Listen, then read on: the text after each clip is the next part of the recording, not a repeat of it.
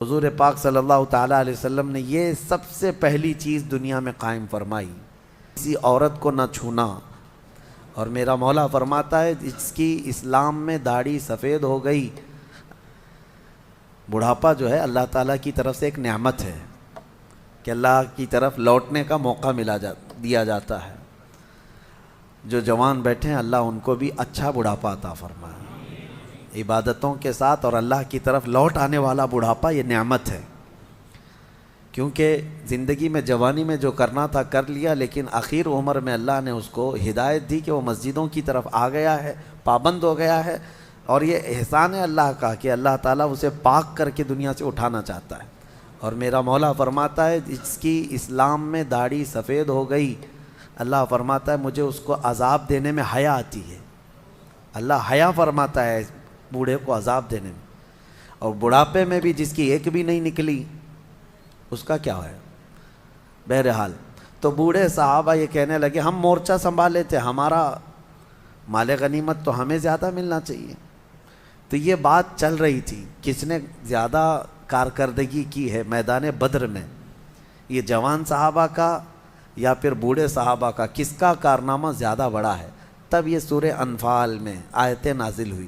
اللہ نے کیا ہی بہترین انداز میں فرمایا، فَلَمْ تَقْتُلُوهُمْ وَلَكِنَّ اللَّهَ قَتَلَهُمْ وَمَا رَمَيْتَ إِذْ رَمَيْتَ وَلَكِنَّ اللَّهَ رَمَى۔ رب فرماتا ہے محبوب آپ ان سے فرمائیں اے صحابہ رسول کے غلاموں، جنگ میں جب تم تیر چلا رہے تھے تم میں سے کسی نے تیر نہیں مارا، اللہ نے تیر چلایا ہے، اور تم میں سے کسی نے ان کو قتل نہیں کیا، اللہ نے ان کو قتل کیا ہے۔ یعنی صحابہ کا کام تھا لیکن ان کے کاموں کو اللہ نے اپنا کام فرمایا۔ یہ رسول پاک صلی اللہ تعالیٰ علیہ وسلم کے غلاموں کی شان ہے کہ رب تعالیٰ فرماتا ہے ان کا کیا ہوا کام وہ اللہ کا کیا ہوا ہے۔ پھر اس کے بعد نبی پاک صلی اللہ تعالیٰ علیہ وسلم نے مال غنیمت جمع فرمایا اور قیدی بھی آئے بدر کے۔ اب سنیے، اسلام میں یہ ایک پہلی چیز ہے پوری دنیا کو پیش کی جانے والی۔ ہزاروں جنگیں آج بھی ہوتی ہیں، ہو بھی رہی ہیں اور ہو چکی ہیں۔ جنگوں کی ایک تاریخ نکال کر کے دیکھو اور میرے آقا صلی اللہ علیہ وسلم کے جو جہاد ہیں ان کو ایک طرف رکھو۔ بدر کے بعد کون سے قیدی آئے تھے پتہ ہے آپ کو؟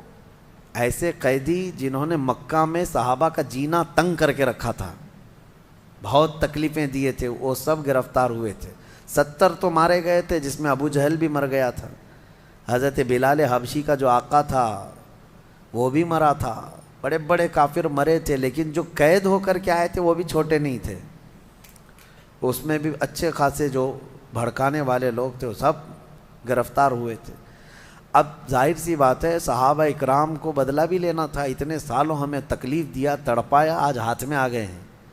لیکن نبی رحمت صلی اللہ تعالیٰ علیہ وسلم نے صحابہ سے مشورہ کیا کہ ان کے ساتھ کیا کریں ابھی۔ تو حضرت عمر فاروق رضی اللہ تعالیٰ عنہ نے مشورہ دیا کہ ان میں سے ٹکڑے ٹکڑے کر کے ان کو کاٹ کے مار ڈالیں، یہ جتنے ہیں مار ڈالیں ان کو۔ صحابہ کے الگ الگ مشورے تھے۔ حضرت ابوبکر صدیق نے عرض کیا یا رسول اللہ صلی اللہ علیہ وسلم، ان کو اگر فدیہ لے کر کے کچھ مال ان سے لے کر کے ان کو آزاد کر دیں، ہو سکتا ہے بعد میں یہ اس سے متاثر ہو کر اسلام میں آ جائیں۔ حضور نے حضرت ابوبکر کے مشورے کو پسند فرمایا۔ پھر اعلان ہوا ان قیدیوں کے ساتھ کہ تم میں سے جس کے پاس بھی مال ہے وہ اتنا اتنا فدیہ دے اور آزاد ہو جائے۔ تو جو سیٹ لوگ تھے پیسے دے رہے تھے، آزاد ہو رہے تھے، لیکن جس کے پاس مال نہیں تھا اس کے لیے ایک دوسرا آپشن تھا حضور کی طرف سے۔ حضور پاک صلی اللہ تعالیٰ علیہ وسلم نے یہ سب سے پہلی چیز دنیا میں قائم فرمائی۔ قیدیوں سے جس کے پاس مال نہیں تھا اس کو سیکنڈ آپشن یہ تھا کہ تم اگر کوئی ہنر جانتے ہو، کوئی فن جانتے ہو تو میرے 10 صحابہ کو سکھاؤ اور آزاد ہو جاؤ۔ یعنی اگر ان کے پاس کوئی فن ہے، کوئی کاریگری جانتا ہے، کوئی بھی کسی بھی طرح کا علم جانتا ہے، حضور نے آپشن دیا تھا میرے مدینے کے صحابہ میں سے 10 صحابہ کو تم وہ ہنر سکھاؤ اور آزاد ہو جاؤ۔ قیدیوں سے بھی کام لینا اور علم لینا یہ نبی پاک صلی اللہ علیہ وسلم کا ریولیوشن ہے، اس سے پہلے کسی نے یہ کام نہیں کیا ہے۔ اور اس کے بعد میں آپ کو بتاؤں انصاف کے ترازو پر سب کو برابر رکھا گیا. اتفاق ایسا کہ ان قیدیوں میں خود رسول اللہ کے چچا عباس بھی گرفتار ہو کر آئے تھے. وہ ایمان لائے ہوئے نہیں تھے. گرفتار ہو کر کے آئے اور ظاہر سی بات ہے وہ جب میدان میں آئے تھے ان کے پاس کچھ نہیں تھا، لیکن مکہ میں جب جنگ کے لیے نکل رہے تھے تو اپنی بیوی ام الفضل کو کچھ پیسے دے کر کے کہا تھا سونے کے سکے فلاں مٹکے میں یا کسی جگہ اس کو اندر بند کر کے رکھ دو، کسی کو خبر نہ ہو. جنگ میں آنے سے پہلے، بدر میں آنے سے پہلے اپنی بیوی کو دے کر آئے تھے اور وہ چھپا دیے گئے پیسے تہہ خانے میں. اب ان کے پاس یہاں میدان میں گرفتار ہونے کے بعد کچھ نہیں تھا. جب ان کی باری آئی تو حضور پاک صلی اللہ علیہ وسلم نے ان سے بھی کہا جیسے سارے قیدی دے رہے ہیں آپ بھی دیں، کیونکہ دشمنوں کے ساتھ آئے تھے آپ فدیہ دے کر کے آزاد ہو جائیے. یا پھر دوسرا آپشن ہے. تو انہوں نے کہا نہ میرے پاس کوئی فدیہ ہے، پیسہ ہے، نہ ہی کوئی دوسری چیز ہے. تو حضور پاک صلی اللہ علیہ وسلم نے فرمایا بدر میں آنے سے پہلے اپنی بیوی ام الفضل کو جو دے کر کے آئے تھے وہ منگوا لو. یہ ہے میرے آقا کا علم غیب. لوگوں کو ابھی پیٹھ پیچھے اور دیوار پیچھے کی لگی ہوئی ہے. میرے آقا صلی اللہ تعالیٰ علیہ وسلم تو تمہارے گھروں میں کیا کیا چیزیں تم چھپا کر رکھے ہو وہ تک جانتے ہیں. حضرت عیسیٰ علیہ السلام فرماتے ہیں قرآن میں موجود ہے وَأُنَبِّئُكُم بِمَا تَأْكُلُونَ وَمَا تَدَّخِرُونَ فِي بُيُوتِكُمْ. حضرت عیسیٰ علیہ السلام کا یہ فرمان قرآن میں آیا ہے. وہ خود کہتے ہیں میں تمہیں وہ سب چیزیں بتا دوں گا جو کچھ تم گھروں میں کھاتے ہو اور جو جمع کر کے رکھتے ہو. جب عیسیٰ علیہ السلام اتنا جانتے ہیں تو کیا میرے نبی پاک صلی اللہ علیہ وسلم اپنی امتیوں کے احوال نہیں جانتے؟ یقیناً جانتے ہیں. رسول رحمت صلی اللہ تعالیٰ علیہ وسلم نے جیسے ہی یہ فرمایا حضرت عباس کیا کہتے؟ جواب کچھ بھی نہیں تھا. فوراً کہنے لگے میں ایمان لاتا ہوں. نبی پاک صلی اللہ تعالیٰ علیہ وسلم کی بارگاہ میں پھر ان کو آزاد کر دیا گیا اور جو کچھ قیدی بچے تھے جن کے پاس دونوں بھی چیزیں نہیں تھیں ان کو مدینہ لایا گیا. اور قید خانہ کہاں تھا؟ مسجد نبوی میں رکھا گیا. کاش ہم کو وہاں قید کر دیا جائے زندگی بھر. مسجد نبوی میں قید کر دیا گیا. اب ہماری تمنا ہے کہ ہم مسجد نبوی میں قید ہو جائیں. وہ تو زمانہ رسول اللہ کا تھا. حضور ہر نماز کے لیے مصلی پر آیا کرتے تھے، جایا کرتے تھے. وہ کیسی جیل ہے، بلکہ وہ حقیقی جنت ہے. جب ان قیدیوں کو لے جا کر کے وہاں رکھا گیا مسجد نبوی کے ایک کنارے باندھ دیا گیا تھا. میرے عزیزوں میں یہ بات اس لیے عرض کر رہا ہوں دنیا آج اسلام کے اوپر جو انگلیاں اٹھاتی ہے کہ یہ کاٹتے ہیں مارتے ہیں، ذرا وہ اپنے گریبان میں جھانک کر کے دیکھ لیں جنگوں کے قیدیوں کے ساتھ یہ ظالم کیا کیا حرکتیں کرتے ہیں. تمہیں پتہ ہے گوانتانامو بے جیل دنیا کی سب سے بدنام، ابو غریب جیل، یہ امریکہ کی وہ جیلوں کا ذکر میں کر رہا ہوں جن میں انسانیت سے گری ہوئی حرکتیں کی گئی ہیں قیدیوں کے ساتھ. عراق کے جو فوجی گرفتار ہو کر آئے مسلمان ان کو پیشاب پلایا گیا ہے. بہت سخت ترین، جانوروں کے ساتھ بھی یہ سب نہیں کیا جاتا. بہت گندی حرکتیں ان قیدیوں کے ساتھ کی گئی جو مسلمان قید ہو کر کے آئے. انسانیت سوز، اخلاق سوز حرکتیں، یہ سب چیزیں ہسٹری میں آج بھی موجود ہے. اور جس کے سامنے بھی یہ ذکر کرو وہ شرم سے پانی پانی ہو جائے گا. یہ کس کی حرکتیں ہیں؟ سپر پاور کی، جو دنیا کو اخلاق تقسیم کرنے کی بات کرتے ہیں، دنیا کے درمیان اپنے کیریکٹر پھیلانے کی بات کرتے ہیں اور اسلام پر وہ بلیم کرتے ہیں. اسلام میں تو یہ حق اتنا احترام دیا گیا ہے کہ جنگوں سے جو قید ہو کر کے بھی آئے گا اس کو فنڈامنٹل رائٹس ہوں گے، اس کے بنیادی حقوق، اس کے کھانے پینے اور اس کی ساری چیزوں کے حقوق رکھے جائیں گے. یہ نہیں کہ کوئی قیدی آ گیا تو اسے بھوکا پیاسا مار دیا جائے گا. پہلے کے دور میں یہ بھی تھا کہ جو جنگوں میں قید ہو کر کے آتے تھے ان کو آگ میں جلایا جاتا تھا، ان کے ٹکڑے کیے جاتے تھے. اور حیرت کی بات ہے اسلام کے جہاد جہاد جہاد کا پروپیگنڈا اتنا پھیلا دیا دنیا میں ان ظالموں نے. اور حد تو یہ ہے کہ ہمارے لوگ بھی ڈرنے لگ گئے، علماء بھی جو ہے بات کرنے سے خوف کھانے لگ گئے. ارے لفظ جہاد بولیں تو کل کہیں ہمیں گرفتار کر کے نہ لے چلے جائیں، کیونکہ یہ دجالی میڈیا نے ایسا پروپیگنڈا پھیلایا ہے جیسے دنیا میں سب سے زیادہ ہم نے قتل کیا۔ آپ کو میں تاریخ بتاؤں، تاریخ آپ کو پتہ ہے، world war first and world war second, اس میں کتنے قتل ہوئے تھے؟ سرچ کر کے آپ خود محسوس کر لیں گے، پتہ چلے گا آپ کو۔ فرسٹ ورلڈ وار، عالمی جنگ جو ہوئی، جنگ عظیم، پہلی جنگ عظیم، پوری دنیا اس میں ملوث رہی، اس میں تقریباً 3 کروڑ لوگ مارے گئے ہیں، کروڑ کی بات کر رہا ہوں، لاکھ نہیں، 3 کروڑ لوگ متاثر ہوئے، زخمی ہوئے، مارے گئے۔ اور دوسری جنگ عظیم میں تو 5 کروڑ سے اوپر لوگ، انسانوں کی کوئی اہمیت ہے یا نہیں؟ کروڑ ایسے ہم یہاں پر تاریخ میں بتایا جا رہا ہے جیسے کوئی گاجر مولی ہیں۔ ایک انسان کی بھی وقعت ہے اسلام میں، ایک انسان کی بھی قیمت ہے۔ 3 کروڑ مارے گئے، 5 کروڑ مارے گئے، لیکن تم میں سے کسی کو آج ہمت نہیں ہے یہ عالمی جنگ کے متعلق کہا جائے کہ یہ سب ورلڈ وار جو ہے دنیا کو فساد میں مبتلا کرنے کی سازشیں تھیں اور پوری دنیا کو تباہ کرنے کے آلے تھے۔ لیکن حیرت اس بات پر ہونا چاہیے ان ظالموں کو، میرے نبی پاک صلی اللہ تعالیٰ علیہ وسلم نے اپنی 10 سالہ زندگی میں، جو مدنی زندگی ہے، کیونکہ مکی زندگی میں ایک بھی جنگ نہیں ہوئی، حضور نے ہجرت فرمایا مدینہ، اس کے بعد سے لے کر آپ کی وفات تک ٹوٹل آپ کی 10 سالہ مدنی زندگی میں 17 جنگوں میں میرے آقا نے شرکت فرمائی۔ کتنے؟ مسلمانوں کو یہ بات یاد رہے، 17 غزوات میں میرے آقا صلی اللہ علیہ وسلم کی شرکت ہوئی، لیکن آپ کو پتہ ہے پورا ان 17 جنگوں میں کتنے لوگ قتل ہوئے تھے؟ ٹوٹل ملا کر کے 260 کے قریب، ان 17 جنگوں میں 260 لوگ جن کی تعداد بتائی جا رہی ہے۔ اب آپ بتائیں کہاں 260، کہاں 250 لوگ، اور کہاں 5 کروڑ، کہاں 3 کروڑ؟ ابھی کرنٹ احوال میں ابھی آپ جا کر کے دیکھیں، عراق امریکہ کی جنگ میں عراق میں نئے نئے قبرستان بن گئے ہیں، قبریں گن نہیں سکو گے آج۔ جو ڈیٹا گورنمنٹ دیتی ہے وہ ایک محدود طریقے کا ہے، باقی وہاں کے جو حالات ہیں اللہ کی پناہ۔ سیریا میں کس نے جنگ چھیڑ رکھا ہے آج تک؟ یمن کو کون مار رہا ہے؟ افغان میں 20 سال نیٹو فوجوں نے کیا کیا؟ ان کے پاس کوئی ڈیٹا ہے؟ ان کے پاس کوئی تعداد ہے؟ کتنے لوگ مارے گئے؟ افغان کی سرحد پر جا کر دیکھیں، عراق ہو، یمن ہو، سیریا ہو، لاکھوں کی تعداد میں قتل ہو گئے، لاکھوں کی تعداد میں قتل ہو گئے ہیں۔ چلو ٹھیک ہے، ان کو ایسا لگتا ہے کہ مسلمانوں کا قتل ہوا تو نہیں بولنا چاہیے۔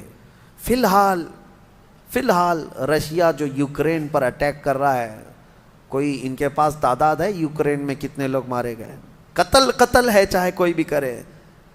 یہ جتنی دجالی میڈیا ہے ان کے منہ میں اب مینڈک بیٹھ گئے ہیں، کوئی نہیں کہنے کی ہمت کرتا ہے کہ رشیا آتنکوادی ہے، کوئی یہ نہیں کہہ سکتا کہ وہ زبردستی کی جنگ کر رہا ہے، ٹیررسٹ کا لفظ استعمال ہی نہیں کریں گے۔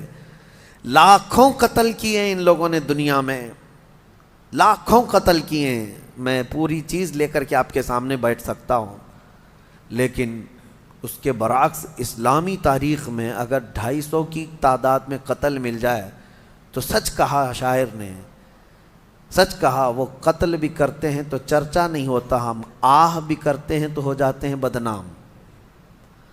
ہم آہ بھی کرتے ہیں تو ہو جاتے ہیں بدنام، وہ قتل بھی کرتے ہیں تو چرچا نہیں ہوتا۔ بات صرف اتنی ہے کہ آج دنیا صرف طاقت کی زبان جانتی ہے، دنیا صرف دولت کی پجاری ہے۔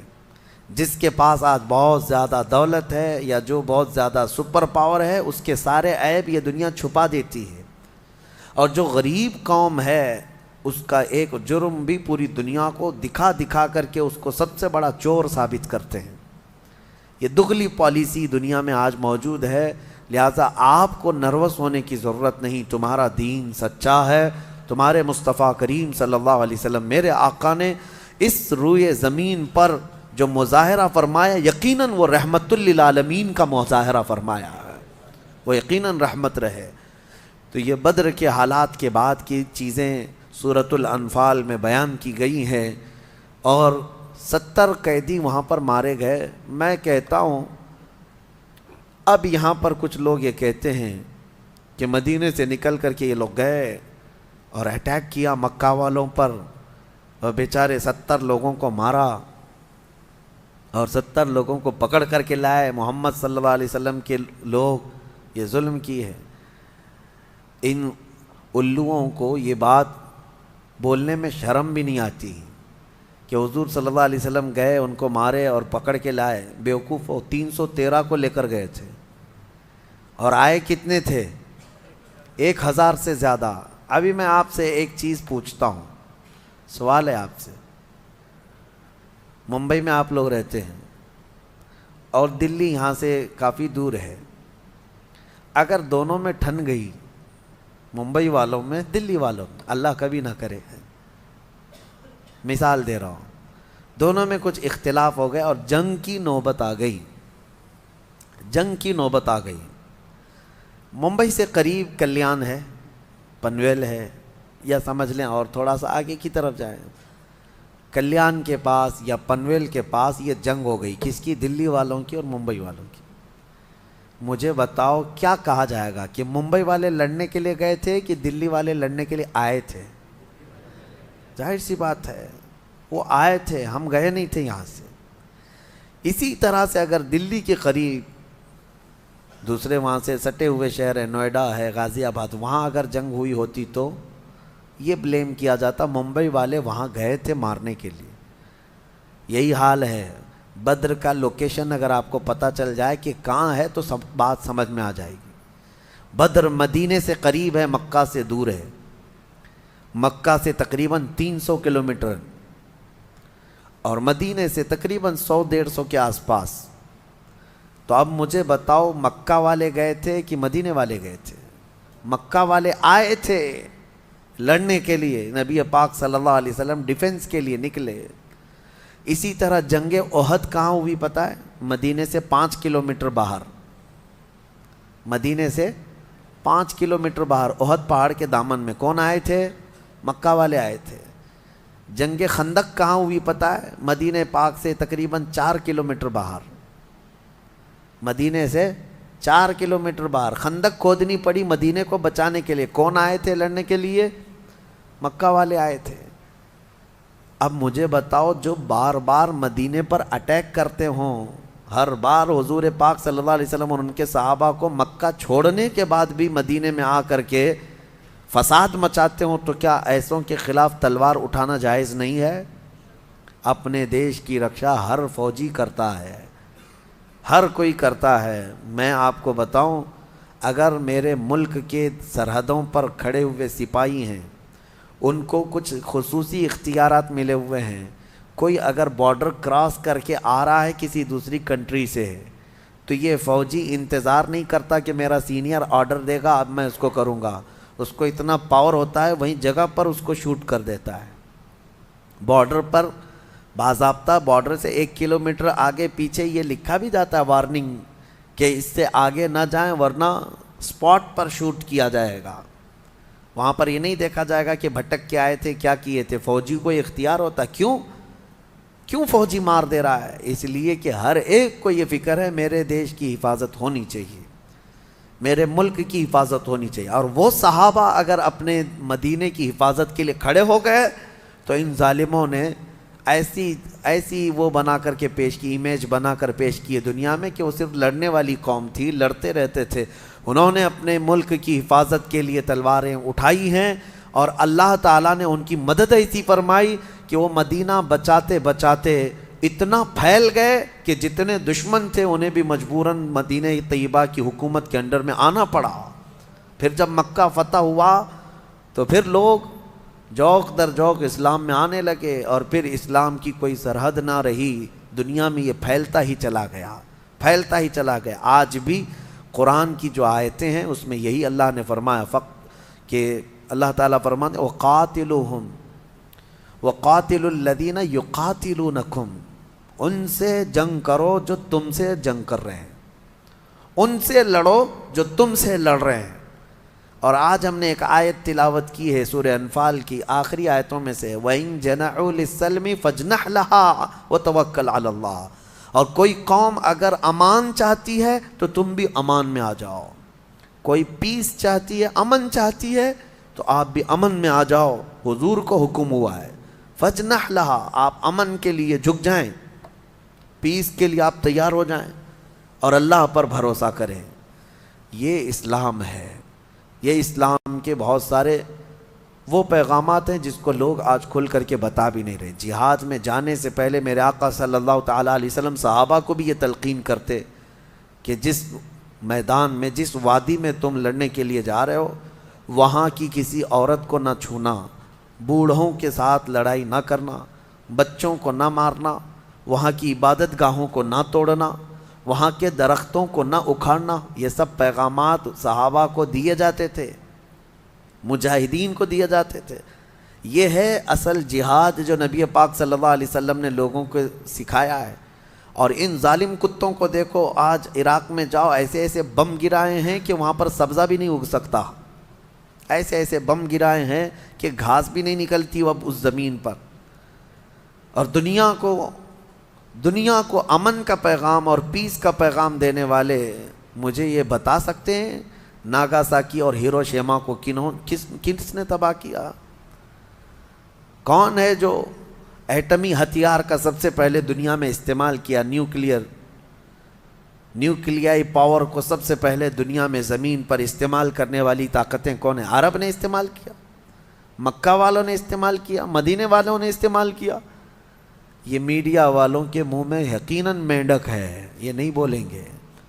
ناگاساکی اور ہیروشیما کو تباہ کرنے والی طاقت وہ آج ان کی سپر پاور دادا ہے، اور اسے کوئی نہیں کہتا کہ امریکہ نے کس طرح کے ہتھیار استعمال کیے تھے اس وقت۔ ویتنام کی جنگ، یہ سب تاریخ ہے میرے عزیزو۔ بات صرف اتنی ہے کہ میڈیا ان کے پاس ہے، اخبار ان کے پاس ہے، پرنٹ میڈیا، الیکٹرانک میڈیا، ساری چیزیں، اور یہ جھوٹ کو سچ لکھتے رہیں اور سچ کو جھوٹ لکھتے رہیں۔ لیکن میں آپ سے یہ گزارش کرنا چاہوں گا، آنکھ بند کر کے جو کچھ دکھایا جائے اس کو منعن تسلیم نہ کرو، بلکہ قرآن کہتا ہے جب کوئی فاسق تمہارے پاس خبر لے کر کے آئے اس کی تحقیق کرو، فتبینوا، ورنہ کہیں تم جہالت میں شرمندگی اٹھانا نہ پڑے۔ تمہیں ہمیشہ یہ بات یاد رہنی چاہیے۔ کبھی ایسا ہوتا ہے کہ ان کا حال یہ ہے میڈیا والوں کا کہ کسی چیز کو اتنا بولو اتنا بولو اتنا بولو کہ وہ سچ لگنے لگ جائے۔ جیسے کہ پرانے زمانے میں کہا گیا ایک آدمی بکرا خریدا، 4 ٹھگی جو ہے پلان کے اعتبار سے راستے میں کھڑے ہو گئے کہ کسی نہ کسی طرح اس کا بکرا حاصل کرنا ہے۔ سب جو ہے فاصلے پر کھڑے ہو گئے۔ پہلا ملا بکرا جو خرید کے لے جا رہا تھا، بیچارہ بھولا آدمی تھا، اس کو دیکھتے ہی یہ ٹھگی نے کہا میاں کتا کتنے کا لیے؟ وہ غصے میں کہنے لگا کتا دکھ رہا ہے، میں نے بکرا خریدا ہے، بکرا ہے یہ۔ کہا ارے میاں کتا ہے۔ تو بحث ہوئی تھوڑی سی، بہت تکرار ہوئی، بہرحال وہ ٹھگی تو چلا گیا۔ اب یہ جو ہے لے کر کے نکلا، کندھے پر لے کر کے بکرے کو چلنے لگا۔ آگے پلان کے مطابق دوسرا کھڑا تھا، اس نے کہا میاں کتا تو بہت اچھا ہے آپ کا۔ اس نے کہا یہ کیا ہو گیا لوگوں کو؟ پھر اس سے تھوڑی بہت بحث کیا، لڑا کہ تم کو کیا ہو گیا کہ میرے بکرے کو کتا کہہ رہے ہو، میں بکرا لے کر کے آیا ہوں۔ وہ ٹھگی ہنسنے لگا، تم کو لگ رہا ہوگا لیکن ہے وہ کتا، یہ کہہ کر کے وہ چلا گیا۔ 2 جب ہو گئے تو دل میں شک آنے لگ گیا، میں نے کتا تو نہیں خریدا۔ اس کو پکڑ کے تو دیکھا، جگہ جگہ سے سب بکرا ہی دکھا۔ خیر دل کو اپنے منا لیا، چلا۔ تیسرا ٹھگی کھڑا تھا، اس نے کہا میاں بہت خوبصورت کتا لے جا رہے ہو، گھر کے لیے لیے ہیں یا کسی اور چیز کے لیے؟ بالکل نارمل انداز میں۔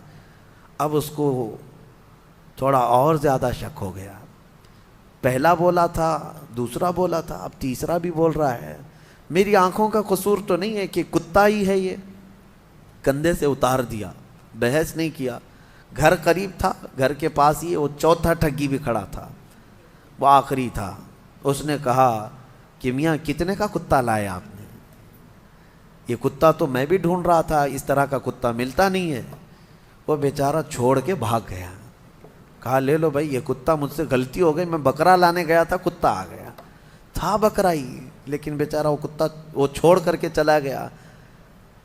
وہ چاروں ٹھگیوں نے اپنے اپنے پلان کے مطابق اس کا بکرا حاصل کر ہی لیا، وہ خالی ہاتھ گیا۔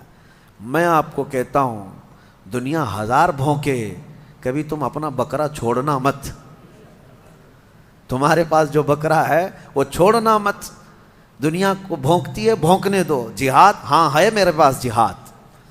نماز، ہاں ہے نماز سب سے بہترین عبادت۔ داڑھی، ہاں سب سے بہترین چیز ہے مرد کے لیے۔ ان کے بھونکنے سے تم اٹھا کر کے کیوں نالیوں میں پھینکتے ہو؟ ان سے کہو نہیں۔ کچھ لوگ یہ تمہیں بار بار ٹونٹ ماریں گے کہ یہ کیا ہے داڑھیوں کا، پرانا زمانے کا طریقہ ہے۔ کہو تم اپنی چوٹیاں سنبھالو، ہم اپنی داڑھیوں میں خوش ہیں۔ نبی پاک صلی اللہ تعالیٰ علیہ وسلم کی سنت مبارکہ، اس طرح سے کچھ چیزوں کو ٹارگٹ کر کے تم سے دور کیا جاتا ہے۔ اور یہ دنیا کی جو خبریں دینے کے لیے بٹھائے گئے ہیں، یہ سب وہی ٹھگی ہیں جو بکرے لینے بیٹھے ہوئے ہیں۔ میڈیا میں جتنے چینل میں بیٹھے ہیں سب ٹھگی ہیں، تمہارے بکرے لے لیں گے۔ اسی لیے ان کے کتا کہنے سے تمہارا بکرا کبھی کتا نہیں بنے گا، یہ بات ہمیشہ ذہن میں رکھے۔ اللہ کریم ہم سب کو علم نافع اور عقل کامل عطا فرمائے۔ سورہ توبہ کی ہم نے تلاوت کی ہے، سورہ انفال کے بعد سورہ توبہ۔ سورہ توبہ قرآن کی ایک ایسی صورت ہے، 114 صورتوں میں ایک ہی سورہ ایسی ہے جس کے شروع میں بسم اللہ نہیں پڑھی جاتی، جس کے شروع میں بسم اللہ نہیں پڑھی جاتی۔ ہر سورہ کے شروع میں بسم اللہ پڑھی جاتی ہے۔ اس کی حکمت اللہ اس کے رسول بہتر جانتے ہیں۔ قرآن میں اسی طرح سے آئی ہے، جب حضور نے لکھوایا اس کو تو بسم اللہ کے ساتھ نہیں لکھوایا۔ پہلے جواب تو یہی ہے۔ اور بعض نے یہ کہا ہے کہ یہ سورہ جو شروع ہو رہی ہے آیات غضب ہے، اس میں اللہ کے غضب کا اظہار ہے کفار و مشرکین پر۔ اور بسم اللہ چونکہ آیت رحمت ہے، بسم اللہ الرحمن الرحیم، اللہ کی رحمت کا ذکر ہے بسم اللہ میں، تو آیت رحمت ہے بسم اللہ، اور آیت غضب دونوں کو ملانا مناسب نہیں، اس لیے بعض بزرگوں نے فرمایا سورہ توبہ کے شروع میں بسم اللہ نہیں پڑھی جاتی۔ سورہ توبہ کا جو میٹر ہے وہ خاص طور پر ایک آیت ان کو بہت چبھتی ہے، اس کا بھی میں خلاصہ بیان کرتا ہوں۔ اس میں یا ایھا الذین آمنوا انما المشرکون نجس فلا یقربوا المسجد الحرام بعد عامہم ھذا، یہ حضور پاک صلی اللہ تعالیٰ علیہ وسلم پر نازل ہوئی۔ اللہ نے فرمایا اے ایمان والو، بے شک مشرک نجس ہیں۔ کیا ہے؟ نجس ہے۔ یہ چیز بہت کھلتی ہے ان کو، یہ کہا گیا ہے کہ ہم کو نجس کہا گیا ہے، ناپاک کہا گیا ہے۔ نجس ہوتا کیا ہے؟ بہت ساری چیزیں ہیں، میں آپ کو بتاتا ہوں۔ اور اس میں حکم یہ ہے کہ ان کو مسجد حرم کے قریب اب آنے مت دینا، اس سال کے بعد پابندی ہو گئی، مشرکین نہ آئیں، یا اللہ تبارک و تعالیٰ کی مقدس سرزمین ہے۔ آج تک اس پر عمل ہے کہ حرمین طیبین مکہ میں بھی اور مدینے میں بھی غیر مسلم کو الاؤڈ نہیں ہے۔ یہ ابھی کچھ یہودی سعودی داخل ہو رہے ہیں، ان کی کرپا، ان کی مہربانی، بھائی بھائی کو داخل کر لے رہا ہے، الگ بات ہے، لیکن ویسے اسلامی قانون یہی رہا برسوں سے۔ اب ان کا سوال یہ ہے کہ مشرکین کو نجس کیوں کہا گیا؟ میرے عزیزو، نجس کا مطلب یہ ہے، نجس جس کو کہا گیا ہے، ایک نجس وہ ہے جو کتا ہے، ایک نجس خنزیر ہے، کہ اس کو چھونا بھی جو ہے نجاست ہے، اور ایک پیشاب پخانا یہ بھی نجاست ہے، یہ بھی نجس ہے۔ لیکن ان کے لیے جو کہا گیا وہ عقیدہ نجس، یعنی اللہ تعالیٰ کے ساتھ شرک کرنے والی یہ جو فکر ہے، یہی سب سے بڑی نجاست ہے، یہ گندگی ہے، یہ نجاست ہے۔ اور یہ صرف اور صرف میرے دین میں نہیں، الزامی جواب ہمارے پاس بھی ہے۔ اگر کوئی اسی بات کو لے کر کے کہتا ہے کہ مسلمانوں میں بار بار یہ چیز کہلائی جاتی ہے کہ مشرکین نجس ہیں، مشرکین نجس ہیں، تو پہلی بات تو ہم آپ سے کہیں گے تو نجس کیوں رہتے ہو؟ کلمہ پڑھ لو نا، نجس رہو ہی مت۔